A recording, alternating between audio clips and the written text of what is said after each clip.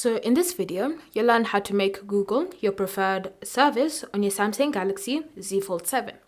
So by doing this, it means that any passwords that you type into your phone will automatically either be saved by Google Password Manager or will be autofilled by the Google Password Manager. So to do that, you're going to start by navigating to Settings. And under Settings, you're going to scroll and select the option Security and Privacy. From here, you're then going to look for more security settings and you're going to tap on it. Next, find and locate passwords, passkeys and autofill, and then you're just going to tap on it once. From here, under the section Preferred Service, you're going to tap on the settings icon, look for Google, and you're going to select it. Once you've selected it, you're going to just tap on OK to confirm your choice. And now when you navigate back, you can see your preferred service has been set to Google. So now all passwords, whether typing new passwords or all passwords, will automatically be saved to your Google Password Manager. Thanks for watching.